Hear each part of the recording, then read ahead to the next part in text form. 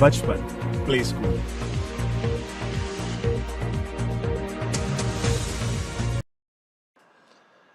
Hello students, good morning. Here is part 3. Before watching this part, I advise you should watch part 1st and part 2nd of it. Then you can understanding it well. Okay? आगे response को जोड़ दीजिए। For example, अगर यहां who से ये start हो रहा होता तो हु से कौन यानी सब्जेक्ट को पूछा जाता है, तो सब्जेक्ट डाल करके अफर्मेटिव बना दिया जाता है। अगर इसे क्वेश्चन आपसे व्हाट से पूछा जाता है तो व्हाट का मतलब है ऑब्जेक्ट पूछा जा रहा है, तो आप इस व्हाट वाले क्वेश्चन को अफर्मेटिव में बदलिए, अफर्मेटिव के स्ट्रक्चर से, और उसमें ऑब्जेक्ट डाल दीजिए, क्योंकि उसमें ऑब्जेक्ट नहीं होगा। इन दी सेम वे, अगर हाउ मैनी से क्वेश्चन किया जा रहा है तो आप संख्या बताइए, और अगर वेयर से पूछा जा रहा है तो प्लेस बताइए। इसी तरीके से सारे क्वेश्चंस के आप आंसर दीजिए, और आप देखिए कि किस तरीके से प्रेजेंट इंडेफिनिट टेंस के सारे सेंटेंसेस का प्रयोग स्पीकिंग में होता है। कुछ लोग ये कहते हैं कि इंग्लिश बोलने के लिए ग्रामर की क्या जरूरत है। उनका ये कॉन्सेप्ट सही हो सकता है, क्योंकि जिन क्षेत्रों में या देशों में ये मदर टंग है, तो वहां के बच्चे पैदा होने के बाद सुन करके अपने आप इस लैंग्वेज को सीख जाते हैं। उन्हें न तो अक्षर सीखने की जरूरत, न शब्द, न वाक्य।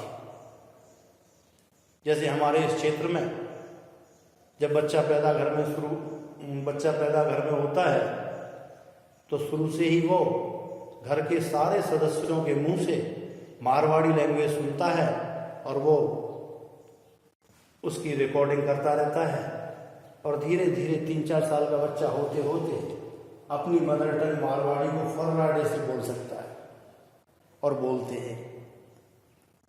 लेकिन जिन लोगों की ये भाषा मातृभाषा या मदर टंग नहीं है, वो इस तरीके से नहीं सीख सकते। उन्हें उस भाषा के सारे तत्वों को सीखना पड़ता है, और तब उनका वो प्रयोग कर सकता है, और प्रयोग करके अपने उद्देश्य की प्राप्ति कर सकता है। तो दोस्तों, ये तो आपका प्रेजेंट इंडेफिनिट टेंस हुआ, जिसके अंतर्गत आपने एक्टिव वॉइस के अंदर affirmative, negative, interrogative first, interrogative second का अध्ययन किया, और इसी के साथ साथ आपने पैसिव वॉइस का भी अध्ययन किया, और अंत में आपने इन सारे सेंटेंसेस का प्रयोग स्पीकिंग में कैसे किया जाए, स्पोकन इंग्लिश में कैसे किया जाए, अर्थात बोलने में कैसे किया जाए, वो भी आपने देखा। और अब आपके लिए होमवर्क के रूप में एक एक्सरसाइज दी जाती है। उस एक्सरसाइज के आधार पर आपको वाक्यों का निर्माण करना है।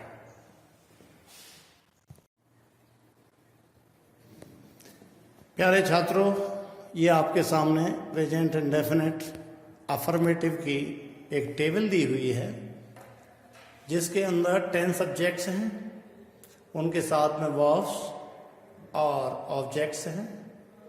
इस टेबल की मदद से आपको 126 सेंटेंसेस का निर्माण करना है। किस तरीके से करना है?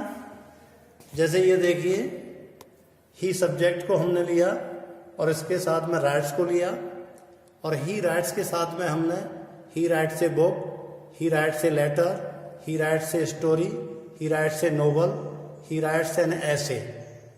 ये 5 सेंटेंसेस क्रिएट किए। और फिर हमने लिया ही रीड्स को लिया, he reads a book, he reads a letter, he reads a story, he reads a novel, he reads an ऐसे।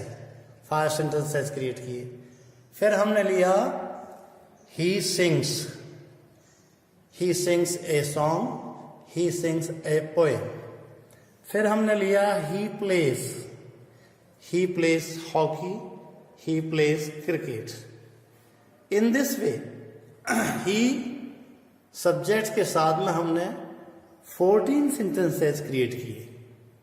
इसी तरीके से अब आपको सी को लेना है और 14 सेंटेंसेस बनाने हैं। फिर आपको लता को लेना है, 14 सेंटेंसेस बनाने हैं। जॉन को लेना है, 14 सेंटेंसेस बनाने हैं। इसी तरीके से 10 सब्जेक्ट्स के साथ में 140 सेंटेंसेस क्रिएट करते हैं। यहाँ पर ही सब्जेक्ट को लेकर के इस टेबल में जिस प्रकार हमने 14 सेंटेंसेस क्रिएट किए हैं वो आप देख लीजिए।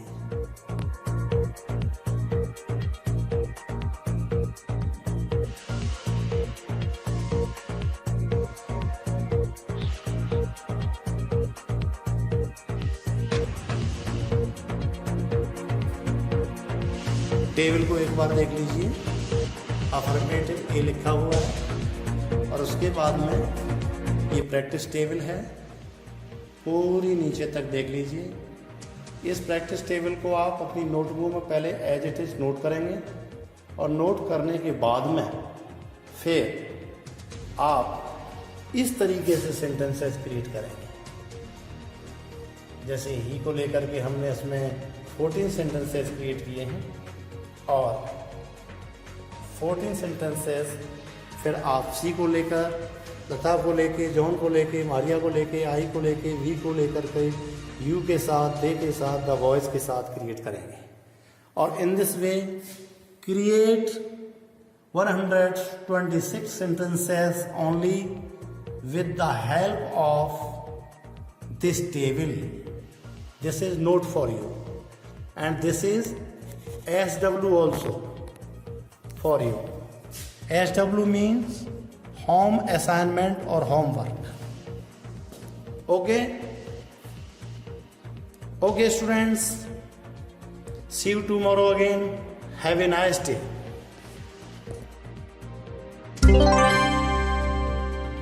बचपन प्ले स्कूल।